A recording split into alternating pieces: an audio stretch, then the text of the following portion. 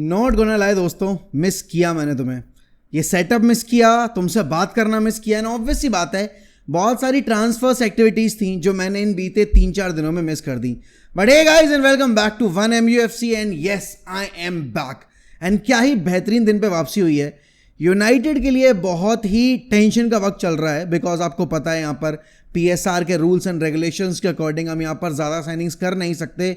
लेकिन उसके बावजूद यहाँ पर हमने मथाइस कुनिया का रिलीज क्लॉज पे करने का डिसीजन लिया, और उसके साथ ही साथ यहाँ पर हमने ब्रायन एम्बुएमो के लिए भी अपना जो अप्रोच है वो थोड़ा स्पीड अप कर दिया है। ऑलरेडी डेविड ऑर्नस्टीन ये चीज़ कंफर्म कर चुके हैं कि Bryan Mbeumo prefers a move to Manchester United over the likes of Aston Villa, Newcastle. Obviously यहाँ पर आपके आर्सेनल का भी नाम जोड़ा जा रहा है। तो इतने सारे क्लब्स के बीच में यहाँ पर यूनाइटेड जो कि 15th फिनिश की, जिसके पास दूर दूर तक कोई यूरोपियन कंपटीशन का कोई फुटबॉल अभी मौजूद नहीं है, उसके साथ यहाँ पर अगला सीजन खेलना चाहते हैं। And all of a sudden ये वही ब्रायन एम्बुएमो है जिसको लेकर यहाँ पर हर एक न्यूज़ मीडिया बहुत लंबे चौड़े आर्टिकल्स लिख रहा था, कैसे ये प्लेयर डिजर्व करता है किसी बड़े क्लब में खेलना, कैसे ये प्लेयर डिजर्व करता है यहाँ पर एक ऐसे क्लब में खेलना जिसको ज़रूरत है ऐसे प्रोफाइल की, जिसको ज़रूरत है ऐसे प्लेयर की। एंड जब मैनचेस्टर यूनाइटेड वैसा एक प्लेयर साइन कर रही है, जब मैनचेस्टर यूनाइटेड यहाँ पर एक ऐसे प्लेयर को साइन करी जिसने 20 गोल प्रीमियर लीग में स्कोर किए हैं, वो ओवरनाइट यहाँ पर एवरेज प्लेयर बन जाता है, वो ओवरनाइट यहाँ पर एक बैंग एवरेज साइनिंग बन जाता है।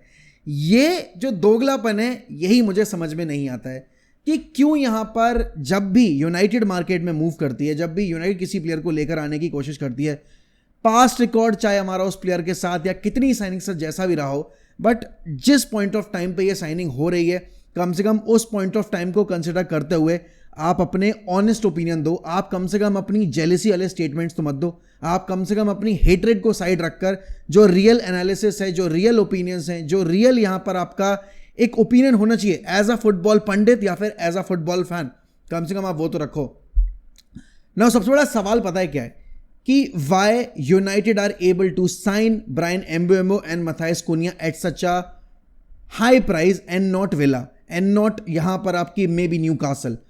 क्योंकि देखो, अगर आप रेवेन्यू जनरेशन की बात करोगे ना, United still generates one of the highest revenues in English football and one of the highest revenue in European football.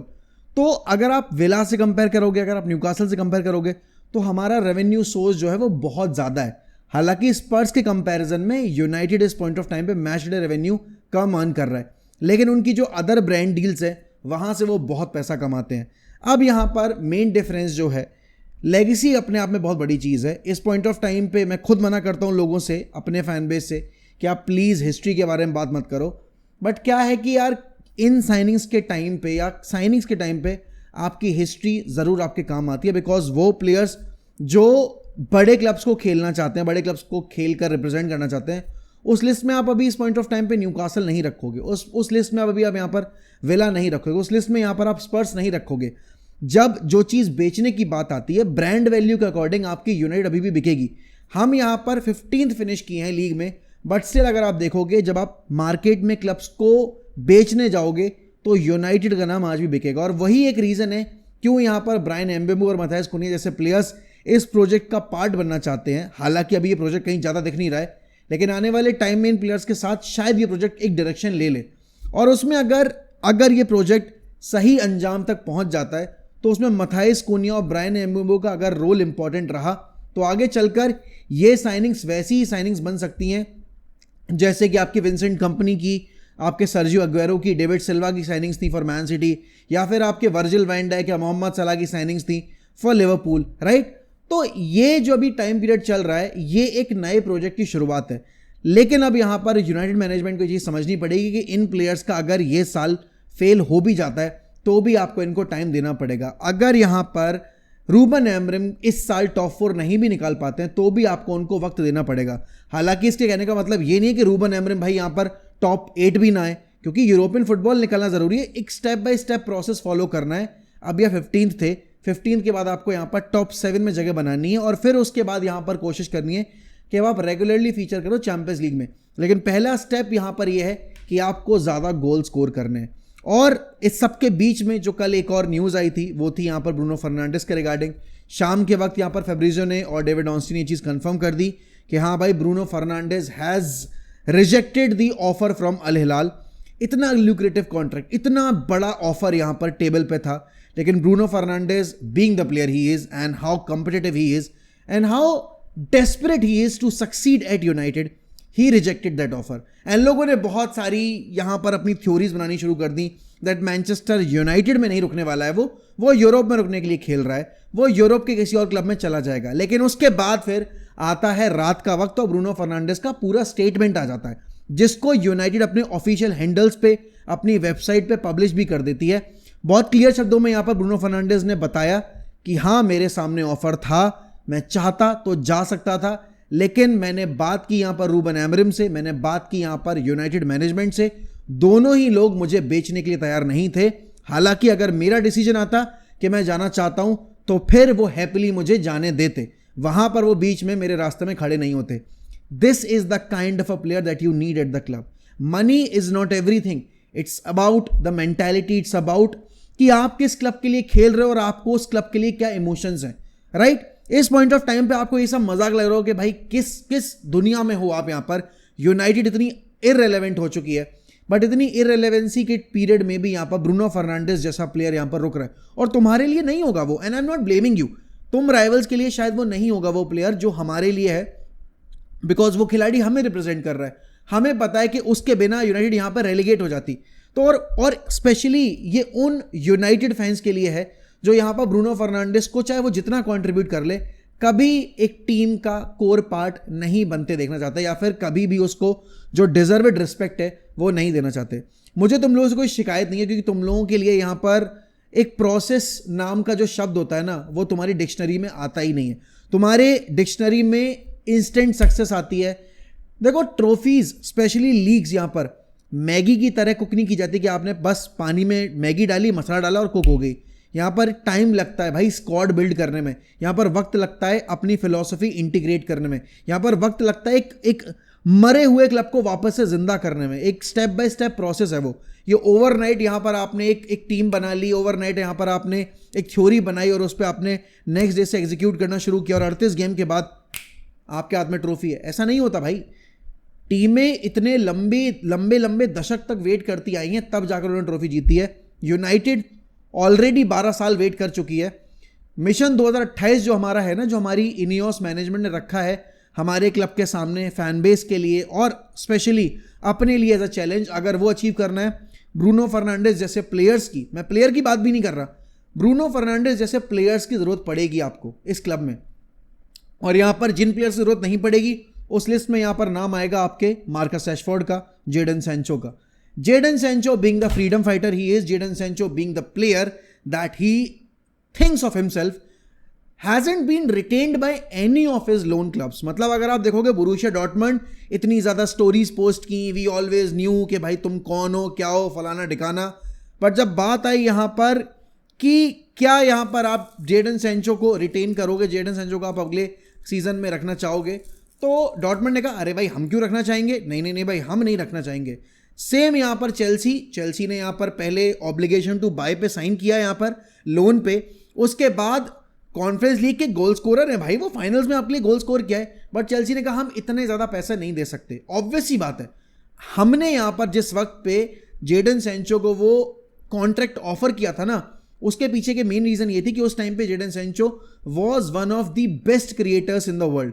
Right now if you ask me, if you ask anybody from any club, they won't say the same thing कि भाई नहीं, Jadon Sancho deserves anything around 200K per week, and that's what Chelsea did.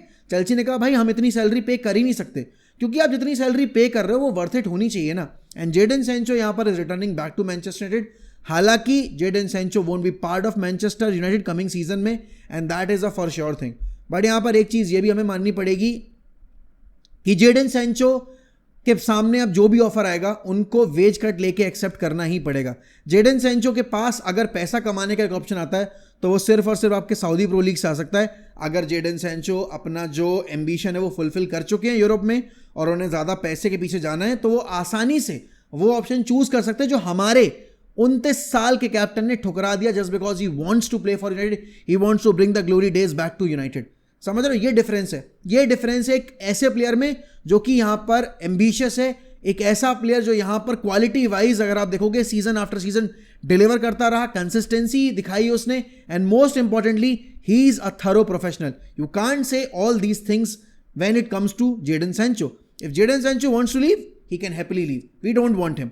बात आएगी यहां पर एक और misfit for Manchester United, and yes I am talking about Marcus Rashford.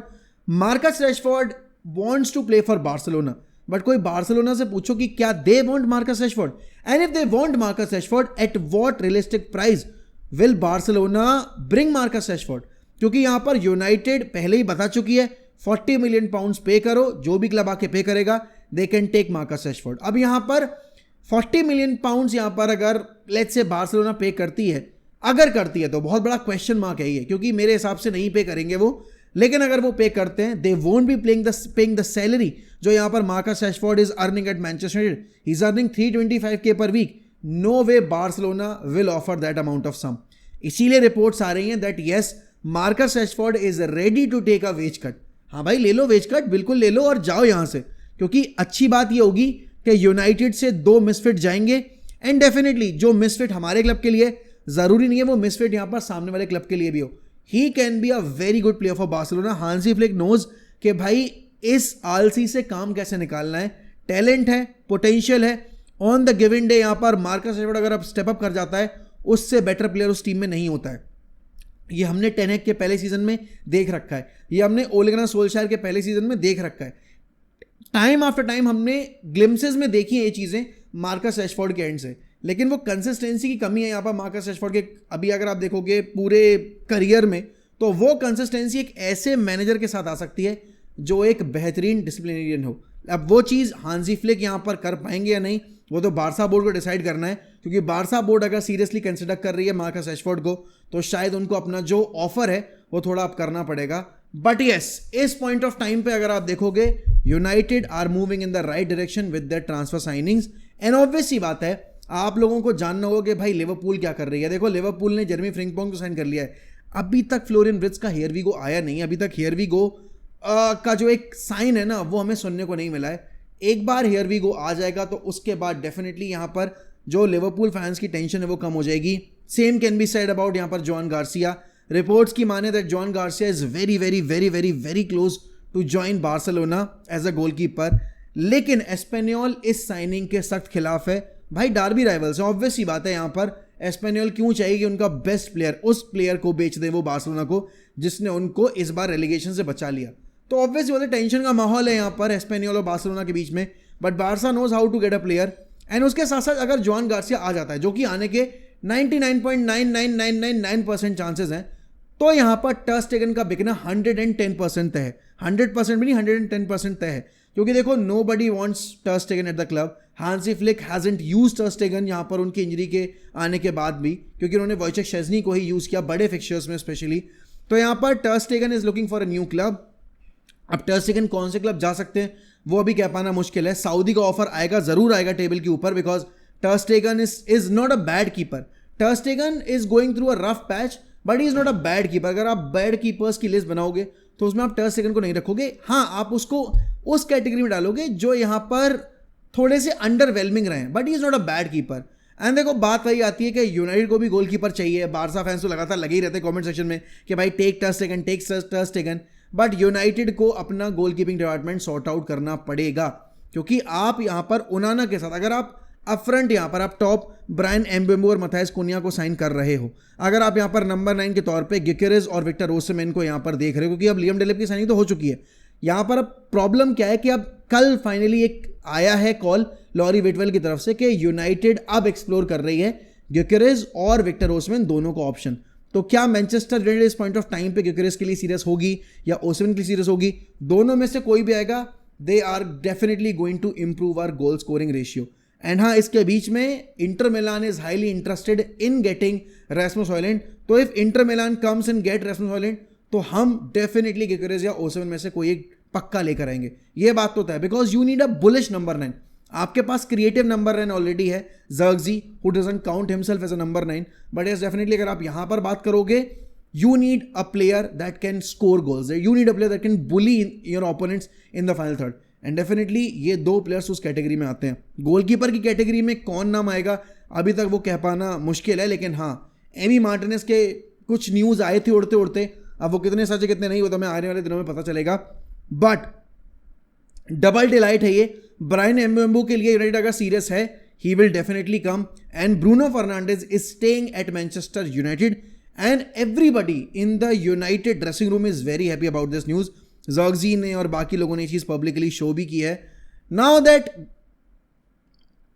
a lot is there on the table for Amorim to solve, for United management to solve, वो किस player को पहले बेचेंगे और अगली साइनिंग कौन होगी ये हमें आने वाले 3-4 दिन में पता चलेगा, बिकॉज ये शुरू के जो 10 दिन है ना ये बहुत क्रूशल हैं यूनाइटेड के प्रोजेक्ट बिल्डिंग पर्सपेक्टिव से। बाकी आज के लिए इतना ही दोस्तों, मैं आपसे लूंगा अलविदा। रात में मिलूंगा मैं आपसे एक प्रॉपर लाइव स्ट्रीम के ऊपर जहां पर बैठकर डिस्कस करेंगे सारे scenarios. And thank you so much for being the lovely audience you are. Please don't forget to like this video, comment down below about your opinions regarding all these topics and don't forget to subscribe to 1MUFC। हमें season शुरू होने से पहले 1,25,000 subscribers पूरे करने हैं, ये आपकी जिम्मेदारी है, ये मेरी जिम्मेदारी है। रोज कंटेंट देना मेरी जिम्मेदारी है, लेकिन चैनल को आगे बढ़ाना ये आपकी जिम्मेदारी है। चलिए इसी के साथ मैं आपसे लूंगा अलविदा, मिलता हूँ अगली वीडियो में। ध्यान रखिए, bye bye and take care.